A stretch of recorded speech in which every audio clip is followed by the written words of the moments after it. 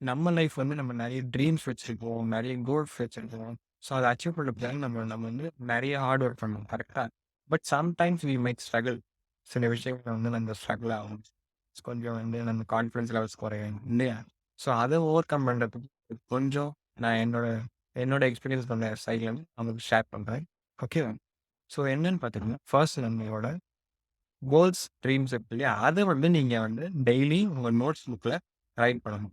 So நான் ஏன் right பண்ண சொல்றேன்னா, ஸோ நீங்க ரைட் பண்ற விஷயங்கள் எல்லாமே பாசிட்டிவா இருக்கணும் இல்லையா? ஸோ ட்ரீம்ஸ் அச்சீவ் பண்ணணும். லைக் வந்து I want to buy a car, I want to buy new house. அந்த மாரி விஷயங்கள வந்து நீங்க டெய்லி பேசிஸ்ல உங்க நோட்லயா ஆர் எனி நோட் பேட்ல நீங்க ரைட் பண்ணிட்டு வரப்போ, ஸோ அத வந்து என்னன்னு சொல்றாங்கன்னா, லா ஆஃப் அட்ராக்ஷன். அதாவது நீங்க பாசிட்டிவா என்னென்னலாம் எழுதுறீங்களோ, அத நெனைக்கிறீங்களோ உங்க மைண்ட் அது வந்து உங்களுக்கு ரியாலிட்டில நிஜமா இந்த உலகத்துல வந்து நடக்கும்னு சொன்னாங்க. ஸோ இது ஃபர்ஸ்ட் திங் ஓகேவா?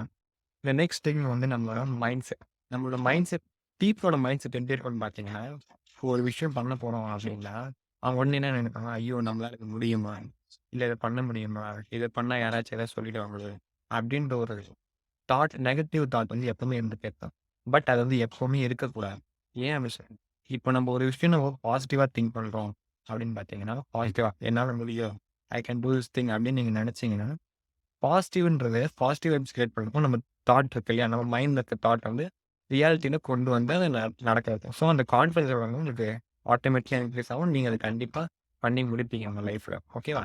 அனதர் திங் வந்து கன்சிஸ்டன்சி. ஏன் அப்படின்னு சொன்னேன்னா, கன்சிஸ்டன்ட்டா நீங்க ஒரு விஷயத்த தொடர்ந்து செஞ்சுட்டே இருக்கப்போ, கண்டிப்பா உங்களோட எஃபோர்ட் வந்து என்னைக்குமே வீணாகாது. நீங்க வந்து எப்பவுமே எண்ட் ரிசல்ட்ட பத்தி எப்பவுமே நினைக்கவே கூடாது. ஓகேவா?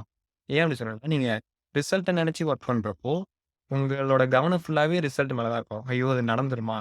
இது வந்து நான் இவ்ளோ செஞ்சிருக்கேனே எனக்கு நடக்காம போயிடுமா? அப்படின்னு ஒரு பயம் வந்துட்டே இருக்கும். So, never think about the results. So, உங்களோட கன்சிஸ்டன்ட் வந்து குடுத்துட்டே இருக்கணும். எஃபோர்ட்ட குடுத்துட்டே இருக்கணும். ஒரு சின்ன ஒரு எக்ஸாம்பிள் என்னன்னா, இப்போ நம்ம வந்து ஒரு சின்ன ஒரு டேல் மாரி பார்ப்பேன். என்னன்னு பார்த்தீங்கன்னா, ஒரு டாங்கி இருக்கு. அதோட ஓனர் இருக்காரு. ஓனர் வந்து அந்த டாங்கி மேல டிராவல் பண்ணணும்னு நெனைக்கிறாரு. ஒரு பிளேஸ் போகணும்னு நெனைக்கிறாரு. அவரு என்ன பண்றாருன்னு பார்த்தீங்கன்னா, அந்த டாங்கிய வந்து மூவ் பண்ணணுன்றதுக்காக ஒரு கேரட்டோ, வெஜிடபிள்ஸோ இந்த மீன் பிடிப்பாங்கல்ல, அந்த தூண்டில் மாரி வச்சு அது ஃப்ரண்ட்ல இருந்து தொங்க விட்டுறாரு. ஸோ தொங்க விடுறப்போ என்ன நெனைக்குதுன்னா, இப்போ அந்த டாங்கி பார்த்தீங்கன்னா, இந்த டாங்கிக்கு வந்து அதோட கோல் வந்து அந்த வெஜிடபிள்ல ஈட் பண்ணணும். ஸோ அது என்ன பண்ணுது? அந்த வெஜிடபிள் அதுகிட்ட கிடைக்கிற வரைக்கும், அந்த ஓனர் அதுகிட்ட குடுக்குற வரைக்கும், கன்சிஸ்டன்ட்டா அது ஹார்ட் ஒர்க் போட்டு எவ்வளோ தூரம் போக முடியுமோ, அந்த கேரட்டோ, இந்த வெஜிடபிளும் கிடைக்கிற வரைக்கும் அது ஒர்க் பண்ணிட்டே இருக்கு. கரெக்ட்டா?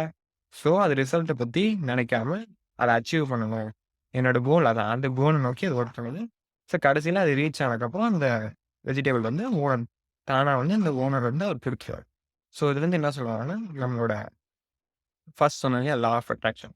எங்களோட ட்ரீம்ஸ் அண்ட் கோல்ஸ டெய்லி எழுதுங்க. செகண்ட் உங்களோட mindset and your consistent உங்களோட எஃபோர்ட். இது 3 நீங்க செஞ்சாலே உங்க லைஃப்ல பெட்டர் நீங்க வந்து சூப்பரா அச்சீவ் பண்ணலாம். உங்களுக்கு நெனச்ச விஷயம்லாம் கண்டிப்பா நடக்கும். ஓகேவா?